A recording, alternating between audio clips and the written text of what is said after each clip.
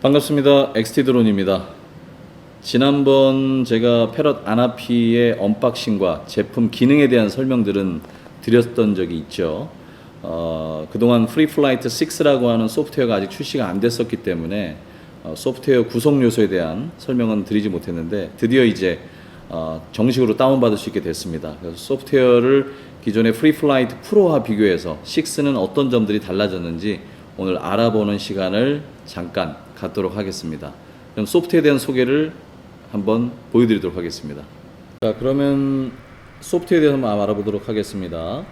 먼저 스마트폰에 블루투스를 꼭 켜주시고 난 다음에 다운받은 프리플라이트 6를 실행해 보겠습니다.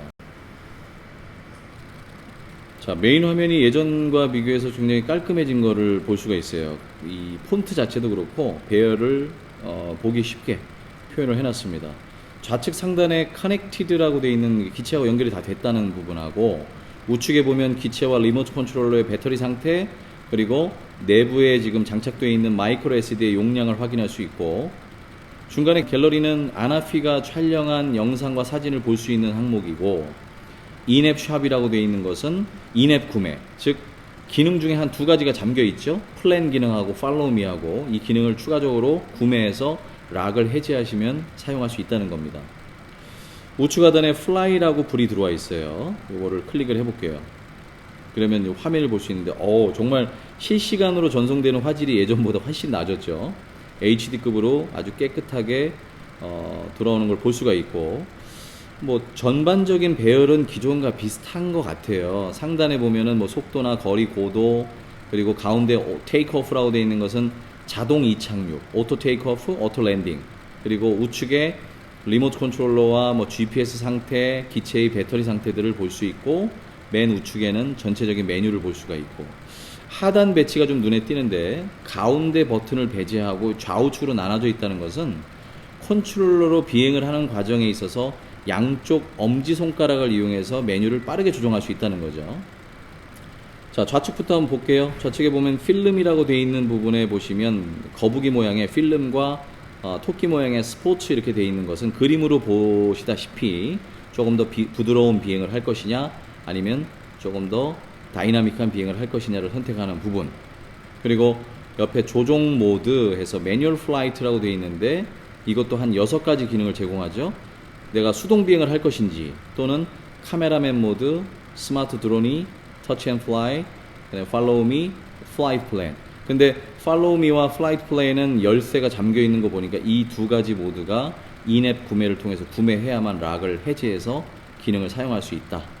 그리고 그 옆에 시내 샷이라고 되어 있는 그걸 눌러보면 뭐 360도 서클을 돈다든가, 뭐 리빌 모드, 라이즈 모드, 에픽 모드, 이런 기능들은 뭐 비행 중에 한번 확인을 해봐야 될 것 같고요. 자, 우측에는 촬영 모드에 대한 설정입니다.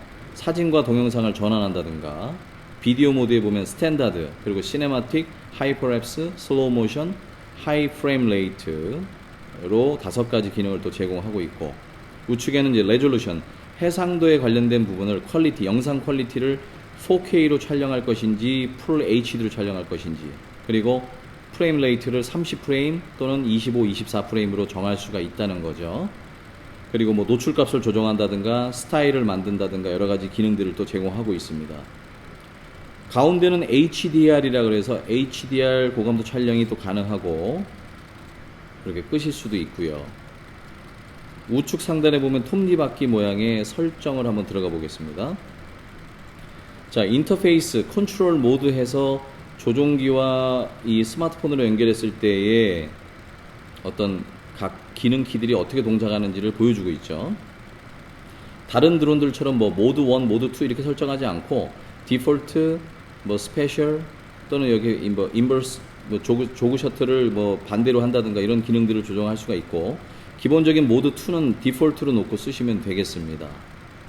자, 그 밑에 뭐 미니맵을 표시할 건지, 지도 종류를 뭐 일반 그래픽으로 볼 건지, 위성으로 볼 건지, 그 다음에 바닥에서 이륙하는 거 말고 손 위에서 그냥 이렇게 던져서 이륙도 되죠. 살짝 훅 띄워서 그것도 사용할 거냐 말 거냐.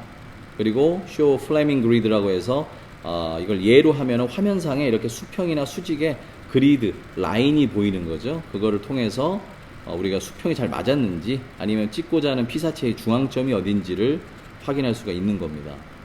깔끔하게 잘 만들었습니다. 두 번째, 조정에 한번 가보겠습니다. 자, 조정 모드에는 아까 우리가 초반에 화면에서 봤듯이 필름 모드와 스포츠 모드에서 두 가지 정해질 수 있는데, 여기에서 보면은 다양하게 날아가는 속도나 뭐 회전 속도라든가, 지금 뭐 맥시 호리전털 스피드, 엑셀레이션, 수직 속도, 회전 속도, 그 다음에 카메라 틸트 스피드가 들어갔네요. 소프트웨어가 나오기 전에는 카메라 틸트 속도가 너무 느려서 이게 조정이 안 되면 좀 애로사항이 있겠다 싶었는데, 틸트 스피드를 조정할 수 있도록 되어 있습니다. 그래서 회전 속도라든가, 이걸 우리가 요라 그러죠. 요 러더라고도 표현하고, 그 다음에 수직 속도, 스로틀 값에 대한 속도도 조정할 수 있고, 뭐 뱅크드 턴은 예로 해 놓으시면 될 것 같고요. 안전사항에 한번 가보겠습니다. 안전사항, 최고 고도 리미트가 150m로 기존과 동일합니다.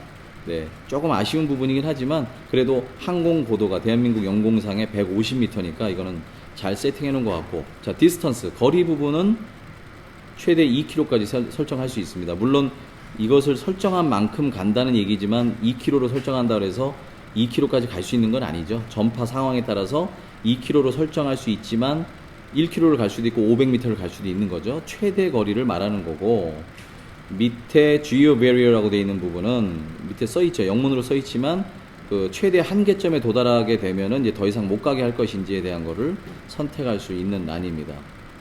자, 그리고 카메라 한번 볼게요. 자, 카메라를 보정할 수 있는 캘리브레이션, 캘리브레이트, 보정할 수 있는 카메라의 세팅 값을 보정할 수 있는 버튼이 있고, 그 다음에 Auto Record from Takeoff라고 되어 있는 것은 이륙하면서, 그러니까 이륙을 하면 무조건 이륙 버튼을 누르면 자동으로 녹화를 시작할 것이냐를 묻는 거죠. 아니오로 해놓으시면 되죠. 원하시는 분은 예로 해놓으시면 되고, 그 다음에 무손실 줌에 관련된 거. 자, 무손실 줌을 아니오로 하면은 우리가 약간은 디지털 줌이긴 하지만 손실이 있는 부분까지 당겨서 최대한 줌을 당겨주는 거고, 나는 무손실 줌만 쓰겠다고 하면은 여러분들이 촬영하는 해상도 4K로 찍느냐 풀 HD로 찍느냐에 따라서 줌의 거리가 달라집니다. 즉 이걸 예로 해놓으면 4K 촬영 시에 1.4배 정도밖에 줌이 안 돼요.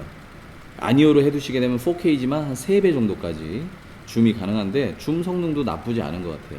이건 제가 나중에 비행 기능 때 한번 보여드리도록 하겠습니다. 그리고 Time before the picture is taken이라고 되어 있는 것은 이 메뉴를 전부 한글로 만들어 주려면 한글로 하든가, 예, 뭐 이거 영어 짧으신 분들은 이거 뭐 저 포함해서 잘 모를 것 같은데, 사진 촬영하기 직전에 어떤 시간, 대기 시간을 얘기를 하는 것 같아요. 그래서 요거는 뭐 타임 촬영을 할 때 몇 초 뒤에 사진을 찍을 것인지 뭐 그런 걸 얘기를 하는 것 같고, 자, 그리고 하이퍼랩스 스피드, 그리고 밑에 안티 플리커링, 깜빡임에 대한 것들을 그냥 요건 자동으로 놓으시면 될 것 같고요.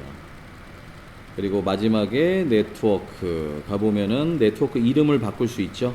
여기에서 네트워크 이름을 뭐 아나피 지금 뒤에 써 있지만 본인의 이름 이니셜을 넣어도 되고, 뭐 자기 마음대로 입력을 하면 될 것 같아요. 한글은 될지 안 될지 모르겠어요, 일단은.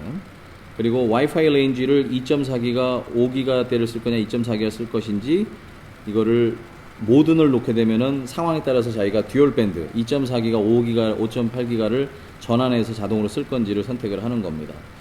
자, 메뉴도 직관적으로 사용하기가 보기가 굉장히 편리하게 돼 있어요. 메인으로 나가게 되면은, 네, 이런 부분들이 잘 돼 있고, 그 다음에 미니맵 표시된 왼쪽에 보시면 리턴 투 홈, 예, 리턴 투 홈에 대한 부분이 자리를 잡고 있습니다. 그래서 기본적인 구성 메뉴나 이런 것들은 초보자가 보시더라도 조금 편하게 돼 있는 것 같아요. 그리고 아까도 말씀드렸지만 엄지손가락으로 비행 도중에 메뉴를 손쉽게 바꿀 수 있다라는 거. 그래서 오늘은 제가 조금 급하게 진행을 했었는데 프리플라이트 6에 대한 메뉴 구성이 어떤지에 대해서 한번 소개를 해드렸고, 요거 한번 제가 줌을 한번 보여드릴까요? 이렇게 줌을 한번 이렇게 당겨 보면은 카메라를 조금만 들고, 네, 줌을 이렇게 해보면,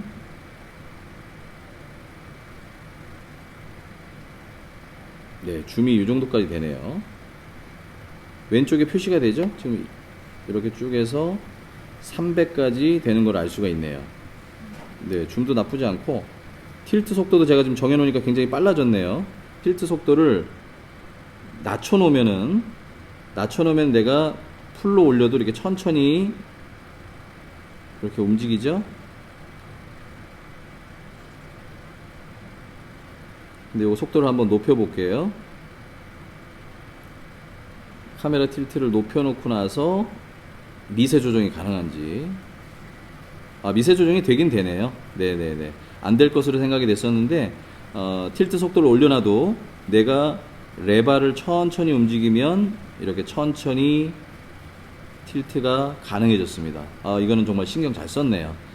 자, 그래서 오늘은 플립플라이트 6에 대한 소개를 해드렸고요. 다음 영상에서는 이제 본격적으로 패럿 아나피에 대한 비행 성능, 플라잉 타임, 그리고 상방 하방 180도의 카메라 각으로 우리가 찍을 수 있는 어떤 그런 영상물들, 그리고 리턴 투 홈으로 해서 돌아오는 정확도라든가, 그리고 4K 영상의 매빅 에어와 비교한 이런 푸티지 영상들을 한번 보여드리도록 하고요. 다양한 기능에 대한 것들도 시간 나는 대로 한번 테스트를 해보도록 하겠습니다. 자, 엑스드론이었고요. 구독과 좋아요 꼭 눌러주시고 다음 영상 때 또 찾아뵙도록 하겠습니다. 감사합니다.